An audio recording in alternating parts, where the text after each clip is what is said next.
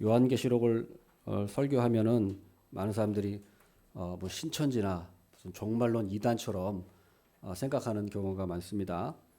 우리 기존 교회에서 요한계시록을 설교를 하지 않다 보니까 온갖 이단들이 설치고 그것이 마냥 자기들이 그것을 독차지한 것처럼 그렇게 가르치고 하는 행태들이 너무도 많이 있어 왔습니다. 요한계시록은 금서도 아니고 비밀 문서도 아닙니다. 이 기존 교회에서 가르치지 않고 설교하지 않았기 때문에 이 요한계시록에 대해서 괜한 무지와 괜한 두려움을 갖게 됐어요. 그래서 이것을 우리 이단들이 파고들어서 이 요한계시록을 갖고 설치니까 요한계시록을 풀어준다고 해서 거기 넘어간 사람들이 얼마나 많습니까? 그러니까 우리 교회에서는 반드시 요한계시록을 가르치고 설교를 해야 합니다. 요한계시록이 물론 여러 가지 난해한 구절도 많고 여러 가지 이해하기 어려운 상징도 많은 것은 사실입니다. 그런 묘사도 좀 이해하기 어려운 묘사들도 분명히 있습니다. 많이 있습니다. 그러나 그렇다고 해서 요한계시록이 우리가 성도들이 봤을 때 전혀 이해 못할 것이라든가 전혀 그 정도는 아니라는 거예요. 얼마든지 우리 성도들도 요한계시록을 읽고 우리가 성경적인 해석과 또 바른 정통적인 관점에서 이 요한계시록을 얼마든지 읽고 우리가 거기서 유익을 얻을 수 있다는 것입니다. 그리고 사실은 그렇기 때문에 우리 요한계시록은 읽지 않고 설교하지 않는 것이 아니라 오히려 반대로 모든 그리스도인들이 널리 읽어야 될 책입니다. 널리 읽어야 될 책이에요. 요한계시록이라고 하는 것도 우리 성도들에게 그 당시에 요한 사도가 있을 때 당시에 박해받고 그 어려움에 처해 있는 성도들에게 위로와 권면과 확신과 소망을 주기 위해서 준 책이에요. 지금도 동일합니다. 이 시대에 우리가 살아가지만 지금도 똑같이 우리에게 위로와 또 소망과 그리고 확신과 담대함을 주기 위해서 요한계시록이 존재하는 거예요. 그래서 우리가 요한계시록을 우리가 설교하고 배워야 하는 것입니다. 이 요한계시록을 대할 때 우리가 오해할 수 있고 잘못 적용하는 것이 뭐냐면 요한계시록을 그저 단지 무조건 미래적인 일로만 생각하는 거예요. 그래서 미래에 무슨 일이 있을까 해서 마치 점치는 것처럼 그래서 뭔가 이 단어 이것은 누구고 뭐고 이래서 너무 일대일적으로 대응하는 거 그걸 찾으려고 막 하는 뭔가 수수께끼 찾듯이 그렇게 하는 것이 잘못된 것입니다. 이 요한계시록은 단지 무조건 미래의 일만 있는 것이 아니고 지금 현재 그러니까 정확히 말하면 예수님의 초림부터 재림 사이에 있을 모든 일에 관한 일이에요. 예수님의 초림, 그렇죠? 예수님이 2000년 전에 오셨잖아요. 그때부터 예수님 재림하실 때까지 그 기간이 초림부터 재림이고 그게 말세고 그게 바로 요한계시록에서 전하는 내용이 그 초림과 재림 사이에 이루어질 일이지 무조건 마지막 때 끝에 가서 일어날 일만 얘기하는 것은 아닙니다. 물론 그런 부분도 있습니다만은 무조건 뭔가 마지막 때로만 생각해서 지금은 상관없고 그냥 마지막에 일어날 일로만 생각해서는 우리가 안 된다는 것입니다. 그래서 우리 요한계시록은 구조를 보면은 어렵지 않아요. 간단합니다. 이 구조를 보면은 어때요? 앞부분에 보면은 그 7교회가 나오잖아요. 7교회. 그 7교회에 하나님께서 어떤 책망도 하시고 또 잘한 건 칭찬도 하시고 물론 책망하는 부분이 더 많긴 하지만 7교회에 대해서 얘기하시는 거예요. 그것이 과거의 교회가 아니라 지금 우리 교회, 초림과 재림 사이의 모든 교회에 주시는 교훈이고요. 그 다음에 7교회에 대한 말씀이 있고 나서 이제 하늘의 예배를 보여주세요. 천상의 예배. 천상에서 이렇게 하늘의 예배를 모습을 보여주시는 거예요. 그것은 뭐냐면 우리의 시선을 이제 하늘로 들어올려서 우리가 하나님을 바라보면서 천상의 그런 시선을 우리가 돌릴 수 있도록 천상을 한번 봐라. 이렇게 하늘의 예배를 보여주시고 그 이후에는 이제 인나팔 대접. 일곱 나팔, 7대접의 그 재앙이 쫙 연속적으로 펼쳐지고 있어요. 7가지 인, 그 다음 7가지 나팔, 그 다음 7가지 대접. 그래서 하나씩 차례차례 그것이 이루어지는데 그것들이 어떤 재앙이에요. 하나하나 뗄 때마다 재앙들. 그래서 일곱 인, 일곱 나팔, 일곱 대접 이것이 이루어지고 그 다음에는 이제 바벨론과 음녀에 대한 심판. 그러니까 이 세상에서 적 그리스도와 하나님을 대적했던 자들에 대한 심판이 이루어지는 거예요. 그 다음에 이제 예수님의 그 재림이 이루어지고 재림 때 모습들, 그 천년왕국이라든가 예수님의 백보자 심판이라든가 이런 것들이 요한계시록 20장에 나오는 것이고 21장부터는 어때요? 새하늘과 새 땅 이렇게 나오는 것이에요. 그래서 요한계시록 구조는 그렇게 어렵지 않습니다. 알고 보면 간단해요. 그래서 오늘은 우리가 6장을 보게 되는데 이것은 내용이 어떤 거냐면 일곱인을 떼는 거예요. 일곱인을 떼는 겁니다. 일곱인을 떼는 게 무슨 말이냐면 사도 요한이 이제 하나님의 보좌를 보니까 두루마리를 갖고 계시는데 두루마리에 일곱인으로 봉해져 있는 거예요. 두루마리가 일곱인으로 봉해져 있어요. 열 수가 없는 거예요. 그러니까 사도 요한이 울었죠. 막 울었습니다. 아니 이 두루마리를 펼 자가 없느냐? 이 두루마리를 펴서 무슨 내용인지 읽어볼 자가 없느냐? 막 크게 울었다고 합니다. 그러자 일곱인을 뗄 분이 있다라고 이제 가르쳐 주죠. 일곱인을 뗄 자가 있다. 그게 바로 누구라고 나옵니까? 우리 예수 그리스도 어린 양으로 이렇게 나오는 거예요. 이제 어린 양. 그게 이제 그 요한계시록 5장에 나오는 얘기입니다. 5장에. 그래서 요한계시록 5장 6절에 보면 내가 또 보니 보좌와 내 생물과 장로들 사이에 한 어린 양이 서 있는데 일찍이 죽임을 당한 것 같더라. 그러니까 일찍 죽임을 당한 어린 양, 바로 예수 그리스도죠. 이 예수 그리스도가 이제 일곱 뿔과 일곱 눈이 있다. 일곱 뿔과 일곱 눈이 있다. 이것은 예수님이 진짜 뿔이 일곱 개가 있고 눈이 일곱 개라는 것이 아니고 이것은 뿔이라고 하는 것은 권위, 힘을 상징하는 거예요. 일곱 뿔이 있으시다는 것은 예수님께서 그러니까 최고의 그 힘, 권세를 가진 분이라는 것이고 일곱 눈은 뭐예요? 보는 거잖아요.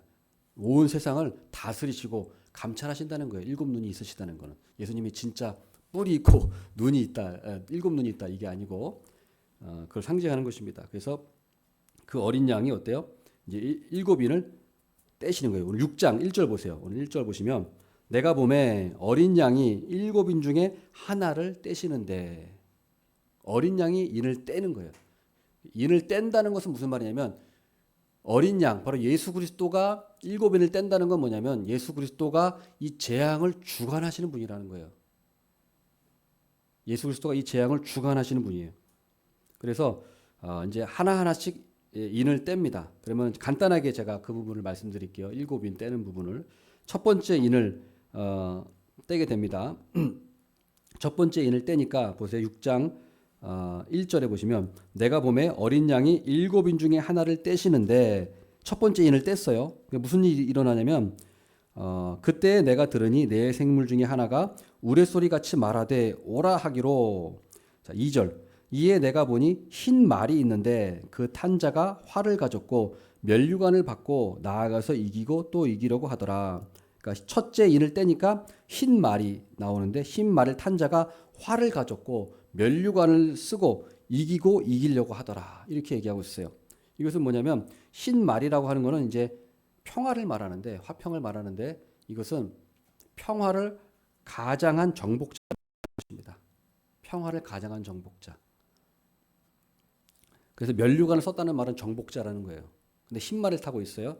근데 이 사람이 평화를 가장한 정복자인데 이기고 또 이기려고 했다. 이 말은 무슨 말이냐면 정복자가 계속해서 그러니까 세계적인 전쟁을 일으켜서 이기고 이기려고 그러니까 자기가 이 세계를 이제 다스리고 정복하려고 하는 그런 모습을 보여주는 거예요. 이것은 무슨 말이냐면 한마디로 이제 세계 전쟁, 국제 전쟁을 말하는 겁니다. 국제 전쟁이 일어나게 된다. 근데 이것이 아까도 말씀드렸지만 미래의 일만을 얘기하는 것이 아니고요. 이게 초림 때부터 재림 사이에 있었던 일을 말하는 거예요. 우리 어때요? 전 세계에서도 뭐 1차 세계대전, 2차 세계대전이 많았죠. 그런 것들을 다 얘기하는 거예요. 그런 것들이 그러나 이제 예수님이 가까우시면 올수록 더 심해지고 더 그런 것들이 재앙이 커지는 거죠. 그래서 첫 번째 인을 뗐을 때는 뭐냐면 이게 바로 세계 전쟁이 일어날 것을 얘기하는 거예요. 재앙입니다. 그다음 두 번째 인은 3절부터 4절까지 나오는데 자, 붉은 말이 나오는 거예요. 3절에 보면은 자, 둘째 인을 떼실 때에 내가 들으니 둘째 생물이 말하되 오라 하니 4절 이에 다른 붉은 말이 나오더라. 그 탄자가 허락을 받아 땅에서 화평을 제하여 버리며 서로 죽이게 하고 또 큰 칼을 받았더라. 자, 붉은 말이 나왔어요. 붉은 말. 둘째 인을 떼니까 붉은 말을 탄 자가 화평을 제하고 서로 죽이게 했다. 이게 무슨 말이냐면 붉은 말 탄 자 그리고 칼을 들었어요. 이 사람 큰 칼. 그러니까 활은 멀리 있는 사람을 죽이는 거고 칼은 가까이 있는 사람을 죽이는 거잖아요. 이건 무슨 말이냐면 국내 전쟁을 얘기하는 겁니다. 국내 전쟁. 그래서 국내 전쟁이 일어나서 화평을 깨는 거예요. 서로 죽이는 동족 상잔이라든가 이런 한 국가 안에서도 막 분열이 일어나고 분쟁이 일어나는 그것을 말하는 것입니다. 갈등이 일어나고 서로 죽이는 일들. 이것이 둘째 인의 의미입니다. 그다음 셋째 인은 빨리빨리 제가 볼게요. 셋째 인은 5절부터 6절까지 나와 있습니다. 자, 셋째 인을 떼실 때 5절 보니까 내가 들으니 셋째 생물이 말하되 오라 하기로 내가 보니 검은 말이 나오는데 그 탄 자가 손에 저울을 가졌더라. 이번에는 검은 말이 나왔고 손에 저울을 들었다고 나오고 있어요. 근데 이제 6절 보세요. 내가 내 생물 사이로부터 나는 듯한 음성을 들으니 이르되 한 데나리온의 밀 한 대요 한 데나리온의 보리 석대로다. 이게 무슨 말이냐면 한 데나리온은 이제 그 당시 한 사람 노동자의 하루 품삯이에요. 근데 하루 품삯을 일해봤자 밀 한 대밖에 못 얻고 보리 석대밖에 못 얻는 그 정도로 그게 무슨 말이냐면 경제가 폭락하는 거죠. 물가가 엄청나게 상승을 해서 이 당시에 이걸 따져보니까 한 평상시보다 12배에서 15배 올라가는 물가가 올라가는 거예요. 예. 그만큼 그러니까 왜 그러겠어요? 세계 전쟁이 일어나고 국내 분쟁이 일어나면 전쟁이 일어나면 어떻게 되겠어요? 이런 경제가 이제 폭락하는 거죠. 물가가 막 엄청 올라가서 예. 굉장히 경제적으로 어려워지게 된다. 그것을 보여주고 있는 겁니다. 지금 근데 이게 꼭 미래 일만이 아니라 많이 역사적으로도 많이 있었습니다. 지금 북한을 보세요. 북한도 그런 일을 겪고 있는 거예요, 지금. 네, 북한도. 그러나 우리가 보세요. 그 6절 마지막쯤 보면은 또 감람류와 포도주는 해치지 말라 하더라. 감람류와 포도주는 해치지 말라 하더라. 이건 무슨 말이냐면 하나님께서 이렇게 재앙을 내리시지만 완전히 다 굶어 죽게 하지는 않으신다는 거예요. 그래서 감람류와 포도주는 놔둬라. 그러니까 하나님이 재앙을 내리시더라도 여분의 그런 식량은 두셔서 세계가 완전히 망하지는 않게 하신다는 거예요. 예.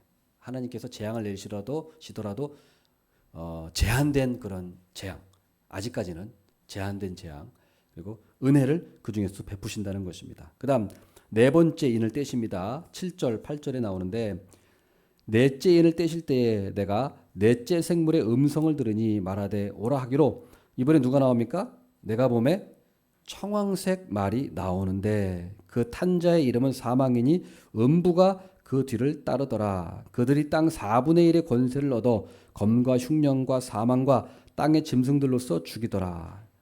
청황색 말이 나오는데 이것은 이름이 사망이에요. 사망.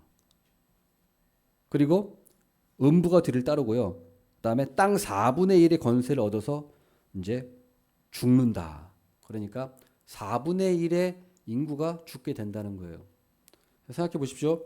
세계 전쟁이 일어나고 국내 분쟁이 일어나고 물가가 폭등하고 굶어 죽는 사람들이 속출하고 그러니까 전 세계 인구의 4분의 1이 죽게 되는 거죠. 그것을 말하고 있는 거예요.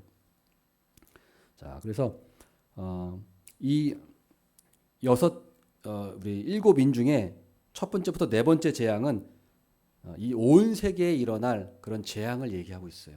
재앙을 얘기하고 있어요. 그러나 우리가 이것을 단순히 어떤 무조건 미래적인 일로만 생각할 것이 아니라 현재에도 계속해서 그것이 일어나고 있고 초림과 재림 사이에 통틀어서 일어나는 일이라는 것을 우리가 기억해야 되고 다시 말씀드리지만 우리가 이것을 너무 그러면은 1대1로 대응해서 그러면은 첫째 인을 떼실 때 흰말 탄자가 나온다 그랬는데 그럼 흰말 탄자가 누굴까? 둘째 인 때는 붉은 말 탄자는 누굴까? 검은 말 탄자는 누굴까? 청황색 말 탄자는 누굴까? 이렇게 쓸데없는 거기에 우리가 관심을 가지고 그걸 맞추려고 하면 안 된다는 거예요. 요한계시록. 근데 이단들이 자꾸 그런 짓을 많이 했어요. 그래서 그런 1대1 대응하는 거, 그런 쓸데없는 거를 연구하라고 요한계시록 주어진 게 아니고 그런 일이 있다라는 것을 알고 우리가 믿음으로 그걸 대비하라는 거지. 꼭 그게 누구냐 밝혀라 이렇게 하라고 하는 것이 아니라는 것을 우리가 꼭 기억해야 합니다. 그래서 이제 좀 보면 다섯째 인을 뗍니다. 이제 9절에 나옵니다. 다섯째 인은 9절부터 12절까지인데 다섯째 인부터는 이제 어떤 장면으로 나오냐면 이제 교회가 나오는 거예요. 그러면은 이 재앙이 이렇게 많이 되는데 교회는 그럼 어떻게 될까? 그것이 다섯째 인에 나오는 거예요. 다섯째 인을 보면은 9절 다섯째 인을 떼실 때에 내가 보니 하나님의 말씀과 그들이 가진 증거로 말미암아 죽임을 당한 영혼들이 제단 아래에 있어 큰 소리로 불러 이르되 거룩하고 참되신 대주제여 땅에 거하는 자들을 심판하여 우리 피를 갚아주지 아니하시기를 어느 때까지 하시려 하나이까. 이게 무슨 말이냐면 이제 순교자들 하나님의 뭐라고 나옵니까? 하나님의 말씀과 그들이 가진 증거로 말미암아 죽임을 당한 영혼, 그러니까 순교자의 영혼, 순교자들의 영혼이 하나님의 제단 아래에 있으면서 하나님 우리의 피를 이 순교의 피를 갚아주시지 않는 것을 언제까지 하실 겁니까? 그러니까 언제 우리 피를 하나님 갚아주실 겁니까? 이렇게 하나님께 호소하고 있는 거예요. 순교자들이. 우리 성경에도 보면 어때요? 순교자들이 땅에서 예수님께서 호소한다고 했잖아요. 그 피가 땅에서 호소한다고 했잖아요. 그런 것처럼 요한계시록에도 순교자들이 그 순교의 피를 호소하는 거예요. 언제 우리 피를 갚아주실 겁니까? 원수들에게. 이 말씀 무슨 말이냐면 자, 교회도 마지막 때에 교회도 핍박과 순교자들이 나온다는 거예요. 핍박을 받고 박해를 받는다는 거예요. 교회들이 이 상황 속에서. 그런데 언제까지라고 되어 있습니까? 11절에 각각 그들에게 흰 두루마기를 주시며 이르시되 아직 잠시 동안 쉬되 그들의 동무종들과 형제들도 자기처럼 죽임을 당하여 그 수가 차기까지 하라 하시더라. 순교자의 수가 찰 때까지. 그러니까 하나님께서 정하신 그 순교자의 수가 있어요. 그 순교자의 수가 찰 때까지 해라. 이렇게 얘기하고 있어요. 자, 근데 우리가 겁먹을 필요는 없습니다. 왜냐하면 물론 우리가 교회가 핍박을 받고 박해를 받게 될 거예요. 그러나 그렇다고 해서 우리 모든 사람이 순교자가 되는 건 아닙니다. 그렇죠? 모든 사람이 순교자가 될 수는 없어요. 그러니까 우리가 겁먹을 필요는 없고요. 우리가 또 순교해야만 구원받는 것도 아닙니다. 다만 뭐예요? 우리가 박해의 시대가 있고 순교의 피가 흘려져야 되는구나. 그러면서 우리는 그러면 나는 어때요? 내가 꼭 순교를 당할 수도 있고 당하지 않더라도 그럼 뭐예요? 우리는 내 자기 십자가를 지고 내 이 고난의 이 길을 가야 하는구나 라는 것을 우리가 다짐하고 준비를 해야 되는 거예요. 준비를 최소 그 정도는 해야 되는 거죠.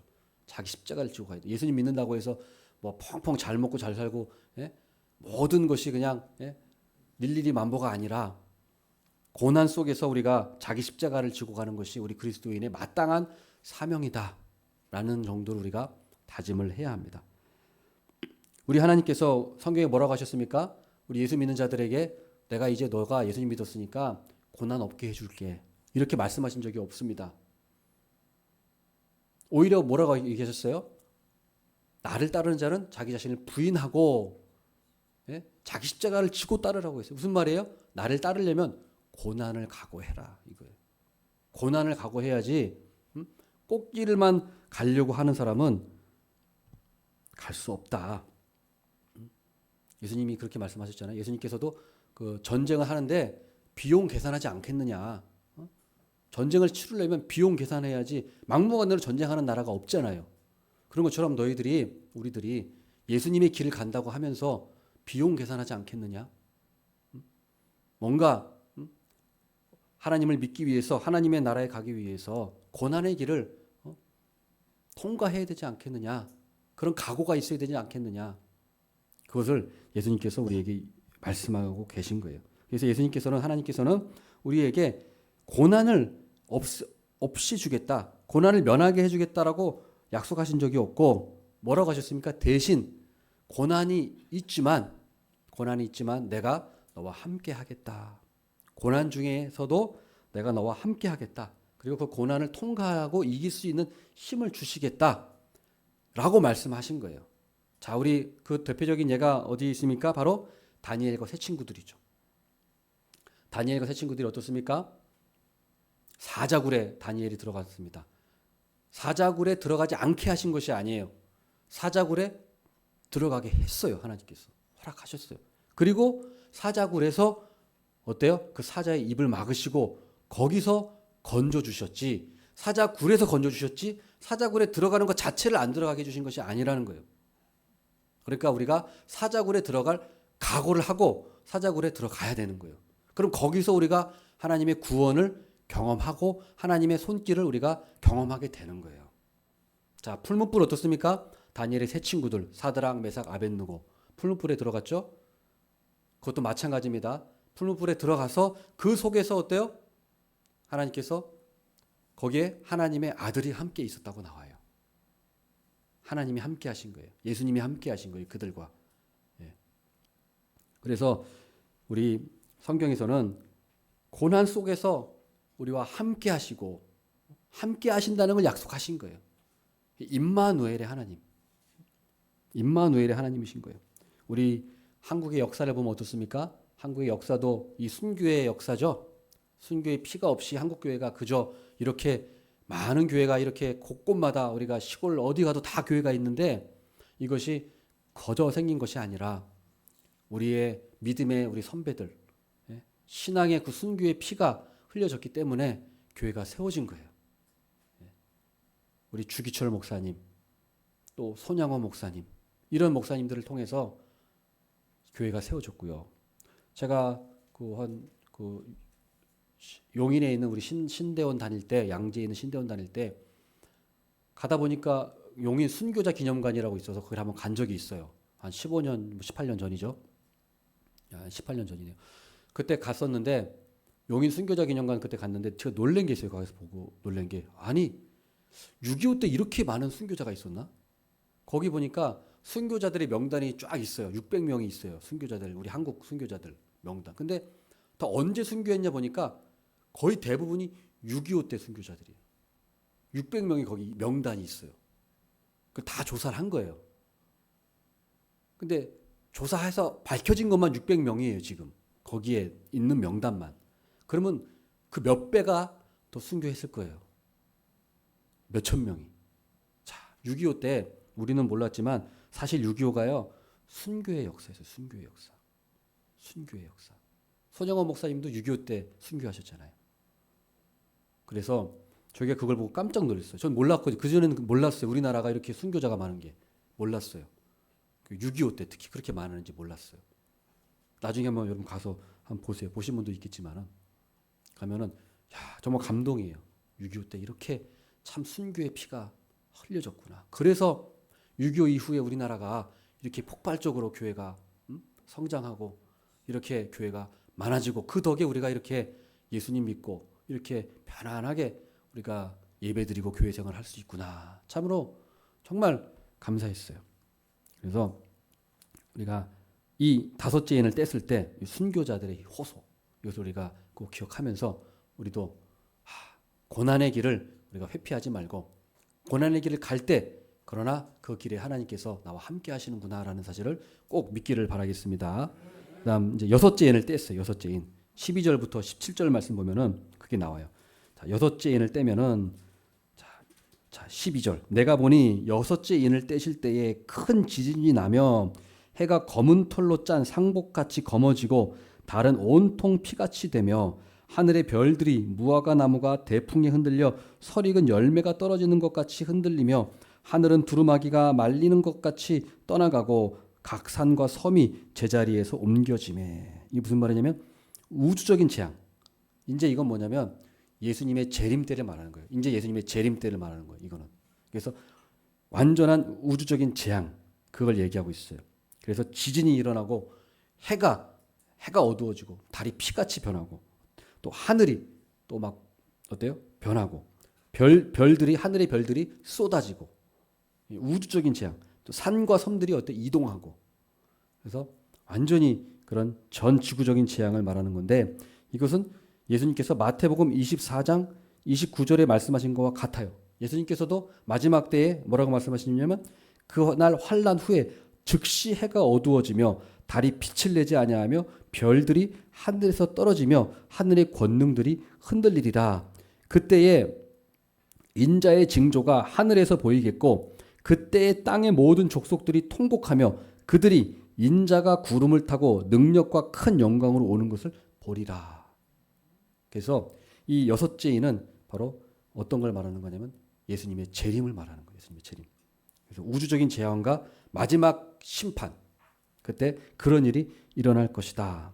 자, 그때 어떤 일이 일어납니까? 15절. 요한계시록 6장 15절에 땅과 임금들과 왕족들과 장군들과 부자들과 강한 자들과 모든 종과 자유인이 굴과 산들의 바위 틈에 숨어 산들과 바위 위에 말하되 우리 위에 떨어져 보좌에 앉으신 이의 얼굴에서 와 그 어린 양의 진노에서 우리를 가리라. 그러니까 왕들, 권세자들, 어때요? 왕족들, 장군들, 강한 자들 이런 사람들이 어린 양의 진노에 두려워서 숨는 일이 발생한다. 벌벌 떤다. 예, 벌벌 떨고 일어난다. 그런데 이것이 꼭 강한 자들만이 아니라 뭐라고 나오면 모든 종과 자유인들도. 그러니까 무슨 말이에요? 하나님을 믿지 않고 경외하지 않는 이 자들, 모든 자들에게 전반적으로 임하는 그런 재앙을 말씀하고 있는 것입니다. 재앙을 말씀하고 있는 거예요. 자, 근데 이제 이 재앙 속에서 예수님이 재림하는 이 재앙 속에서 이 마지막 재앙 속에서 교회는 그럼 어떤 일이 일어나는가? 그리스도인은 어떤가? 물론 순교자도 일어나고 고난과 핍박이 일어나지만 그러나 그 가운데서도 하나님께서는 하나님의 백성, 자녀, 성도들을 보호하시는 걸로 나와요. 그게 바로 어디 나오냐면 7장에 나오는 것입니다. 7장. 7장에 어떤 일이 일어나냐면 하나님께서 이제 인치심을 해주시는 거예요. 인치심. 무슨 말씀하시냐면 자 7장 3절에 보세요. 이르되 우리가 우리 하나님의 종들의 이마에 인치기까지 땅이나 바다나 나무들을 해하지 말라 하더라. 그러니까 하나님이 완전 대재앙을 일으키기 전에 하나님 믿는 자들에게 인을 쳐주셔서 그들에게는 해하지 마라. 그들에게 인치기 전까지는 재앙 내리지 마라. 그게 말이에요. 그건 무슨 말이냐면 재앙을 내려도 그때 그리스도인들에게는 인침이 있기 때문에 재앙을 면하고 해하지 않는다. 해함받지 않는다는 거예요. 이게 무조건 뭐 순교하지 않는다. 그게 아니고 이건 뭐냐면 결국엔 궁극적으로 하나님께서 우리의 그리스도인들의 영혼을 지켜주시고 끝까지 보호해 주신다는 거예요. 순교할 수도 있고 어려움을 당하고 박해를 받을 수도 있지만 그러나 그것과 상관없이 하나님께서는 반드시 우리 그리스도인들을 구원해 주시고 보호해 주신다는 것을 믿으라는 것입니다.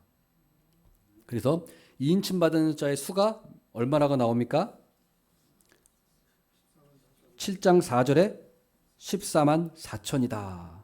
이것은 신천지가 말하는 14만 4천 명만 구원받는다는 것이 아니고 우리가 지난번에 성경 공부 때도 제가 했지만 12지파 곱하기 12사도 곱하기 완전수 1000 해서 모든 구원받은 수를 말하는 거예요. 그게 아니 이성적으로 생각해도 그렇죠. 14만 4천 명만 구원받으면 아니 지금 신천지도 14만 4천 명이 넘었는데 그러면 구원받는 사람이 그것밖에 안 된다는 얘기예요. 그 말이 안 되잖아요. 그거 자체가 상식적으로도. 그렇죠? 그런데 자 보세요. 이 14만 4천 명은 상징적인 수고. 자 7장 9절에 뭐라고 말합니까? 이 일 후에 내가 보니 각 나라와 족속과 백성과 방언에서 아무도 능히 셀 수 없는 큰 무리가 나와. 그러니까 14만 4천 명은 상징적인 수고요. 각 나라와 족속 모든 하나님을 믿는 백성들이 다 모여서 이제 어린 양 앞에 서서 하나님을 찬양하는 거예요. 하나님을 찬양하는 모습을 보여주는 거예요. 하나님을 예배하는 모습을 보여주는 거예요. 그래서 그 자들이 누구라고 합니까? 흰옷 입은 무리라고 하고 있어요. 흰옷 입은 무리. 그래서 7장 9절에 흰옷을 입고 또 7장 13절에 보세요. 7장 13절에 장로 중 하나가 응답하여 나에게 이르되 이 흰옷 입은 자들이 누구며 또 어디서 왔느냐? 내가 말하기를 내 주여 내 당신이 아시나이다 하니 그가 나에게 이르되 이는 큰 환난에서 나온 자들인데 어린 양의 피에 그 옷을 씻어 쉬게 하였더라. 그러니까 14만 4천 명 큰 무리들이 누구냐? 흰옷 입은 자들인데 흰옷 입은 자들이 누구냐? 바로 큰 환난에서 나오는 자들이다. 큰 환난에서 나오는 자들이다. 그리고 이들은 어린 양의 피에 그 옷을 씻어 쉬게 된 자들이다. 그러니까 어린 양의 피로 대속받은 자들. 예수님께서도 어린 양의 혼인잔치에 예복을 입고 오지 않은 자는 들여보내지 않으시잖아요. 그 예복이 뭡니까? 예수 그리스도의 어린 양의 피. 어린 양의 피로 희게 씻어진 그 옷을 입은 사람. 예수 그리스도의 피로 대속함을 받은 자들. 이 사람들이 바로 흰옷 입은 자들이에요. 이 자들이 천상에서 하나님을 예배하고 있어요. 어린 양을 예배하고 있어요. 이 천상의 모습이에요. 그러니까 얼마나 많겠어요? 창세기부터 지금까지 구원받은 자의 숫자니까 정말 셀 수 없을 만큼 엄청나게 많은 사람이겠죠. 우리 하나님께서 아브라함에게 하신 약속, 네 자손을 하늘의 별과 같이 바다의 모래와 같이 많게 하시겠다고 하신 그 약속이 어때요? 요한계시록에 이루어지잖아요. 그 셀 수 없는 그 구원받은 사람들의 무리들이 천상에서 어린 양을 찬양하고 있는 거예요. 예배드리고 있는 거예요. 그래서 밤낮 섬기며 찬양하고 있고 또 그 보세요. 17절을 보세요. 17절. 자. 17절, 16절 보세요. 16절. 그들이 다시는 줄이지도 아니하며 목마르지도 아니하고 해나 아무 뜨거운 기운에 상하지도 아니하리니 이는 보좌 가운데 계신 어린 양이 그들의 목자가 되사. 자 보세요. 어린 양이 이제 그 흰옷 입은 무리들의 목자가 되신다. 그래서 우리 예수 그리스도의 어린 양이 보세요. 어린 양이 어때요? 인을 떼시는 분이에요. 그러니까 이 세상을 다스리시는 분이고 또 어린 양의 진노에서 피해 나가니까 어린 양이 뭐냐면 심판하시는 분이고 또 어린 양이 어때요? 목자가 되시는 거예요. 목자. 그러니까 예수 그리스도가 그러니까 우리는 뭐냐? 사나 죽으나 우리의 중심은 예수 그리스도인 거예요. 예수 그리스도. 예수 그리스도. 우리는 알파요 오메가. 우리는 예수 그리스도인 거예요. 예수 그리스도가 주관자시고 이 세상을 다스리시는 분이고 예수 그리스도가 심판주시고 예수 그리스도가 우리의 목자가 되시는 분이고 예수 그리스도가 우리의 대속주가 되시는 거예요. 그래서 예수 그리스도가 알파와 오메가인 거예요. 중심이신 거예요. 그래서 우리가 말씀을 맺도록 하겠습니다. 이 요한계시록을 보면서 우리가 이 요한계시록 7장도 봤죠. 인치심을 받은 이 14만 4천 명의 이 예배드리는 모습들. 이것이 천상의 모습이면서 동시에 무슨 말이냐면 바로 지금 현재 우리의 신분과 상태를 말해주는 거예요. 우리가 미래에만 일어날 일을 얘기하는 것이 아니고 이것이 현재 우리가 어때요? 우리는 이 땅에서 나그네로 이 땅에 어때요? 이 땅에 나그네로 박해받으며 살지만 우리의 신분은 하늘의 시민권자예요. 하늘의 시민권자. 그래서 하나님의 통치를 받고 하나님의 통치를 받고 하나님의 다스림을 받는 자예요. 그래서 요한계시록에서 보면은 우리가 제사장이고 왕노릇을 한다고 나와 있어요. 요한계시록 5장 10절에 나오죠. 그들로 우리 하나님 앞에서 나라와 제사장들을 삼으셨으니 그들이 땅에서 왕노릇하리로다. 이게 무슨 말이에요? 땅에서 왕노릇한다는 말이에요. 땅에서 제사장 노릇한다는 말이에요. 이게 바로 우리 신약의 성도들을 말하는 거예요. 그러니까 요한계시록이 단지 미래일만 얘기하는 것이 아니라 현재 지금 우리에게 임하는 말씀이에요. 지금 우리가 제사장이고 왕노릇한다는 게 무슨 말일까요? 우리가 제사장이란 말이 뭐예요? 우리가 이제는 어때요? 옛날에는 제사장만이 성전에 들어갈 수 있었지만 지금은 어때요? 우리가 직접 우리 하나님께 나가서 예배를 드리잖아요. 제사 드리는 게 아니라 예배 드리잖아요. 예배는 뭐예요? 하나님께 직접 성전에 들어가는 거죠. 직접 하나님 만나는 거죠. 그래서 이게 바로 뭐예요? 우리가 예배 드린다는 건 뭐냐면 우리가 하나님의 신령한 거룩한 제사장 노릇을 하고 있는 거예요. 저희들이 지금. 제사장이 필요 없고 이제 구약의 제사장이 필요 없고 우리가 제사장으로서 직접 성전에 들어가는 거예요. 우리가. 그게 예배의 의미입니다. 여러분이 직접 지금 하나님의 성전에 들어가서 예배를 드리는 거예요. 거룩한 제사장인 거예요. 그 다음에 왕노릇 한다는 거예요. 우리가 왕노릇. 이 땅에서. 이게 무슨 말입니까? 우리가 이제 하나님의 권세를 우리가 받아서 이 세상 사람들이 이 세상을 다스리는 거 권세를 부리는 것 같지만 그거는 겉으로 드러나는 것일 뿐이고 영적인 것으로 들어가면 실제로 다스리는 사람은 누구예요? 바로 교회고 우리라는 거예요. 우리들이 세상을 다스리고 있어요. 우리들이 기도하면 되는 것이고 우리들이 교회가 어때요? 교회가 흥황하면 그 나라가 흥황하는 거예요. 교회가 쇠약해지고 부패하고 교회가 썩어지면 나라도 덩달아 그렇게 되는 거예요. 그러니까 이 세상의 권세는 교회가 쥐고 있는 거예요. 실상은. 실상은 교회가 쥐고 있어요. 그래서 우리가 그걸 분명히 알아야 돼요. 분명히. 이 세상이 부자가 통치하고 왕이 통치하는 것 같지만 사실은 우리 그리스도인이 통치하고 있다는 거예요. 왜요? 우리 이 세상의 통치자 누굽니까? 우리 예수 그리스도잖아요. 예수 그리스도가 이 세상을 통치하고 있어요. 인을 떼시는 분이 예수님이잖아요. 그 통치를 누구를 통해서 실현합니까? 바로 우리들을 통해서 우리 하나님이 이 땅에 하나님 통치를 실현하시는 거예요. 그러니까 자, 그래서 어때요? 교회가 쇠약해지면 나라가 쇠약해져요. 교회가 복을 받고 교회가 흥황하면 나라가 강해져요. 이건 성경에 분명히 나와 있는 것들이고 우리 일반 역사에서도 우리가 이미 증명이 된 거예요. 북한을 보십시오. 북한. 우리나라랑 같은 민족이고 다를 게 뭐가 있어요. 똑같은 DNA에. 저들이 왜 저렇게 됐습니까? 교회를 핍박하고 교회를 말살시키니까 저렇게 된 거예요. 저 사람들이 북한 사람들이 게을러서 그랬을까요? 뭐 머리가 나빠서 그랬을까요? 전혀 그렇지 않습니다. 북한 사람들이 우리나라 사람들 못지않게 그 사람들도 엄청나게 열심히 살았어요. 똑똑합니다. 그 사람들도. 그러나 그 차이가 뭐예요? 교회. 예수님을 믿는 교회가 죽느냐 사느냐 거기에 이렇게 대한민국이냐 북한이냐 이렇게 증명이 되는 거예요. 그래서 우리가 어때요? 꼭 자부심과 어때요? 아울러서 책임감을 가져야 돼요. 책임감. 그리고 담대함으로 이 세상을 살아나가야 되고 우리가 신앙생활을 해야 합니다. 그래서 우리가 이 사실을 꼭 기억하고 예수님이 이 세상을 섭리자고 주관자고 심판자고 구원자고 목자이시고 다스리는 분이십니다. 우리가 그분의 통치를 받아서 우리가 담대함으로 이 세상에서 우리가 이 세상의 하나님의 통치에 우리가 동참하고 이 세상을 다스리는 우리 모든 자들이 되기를 바라겠습니다. 아멘. 기도하겠습니다. 하나님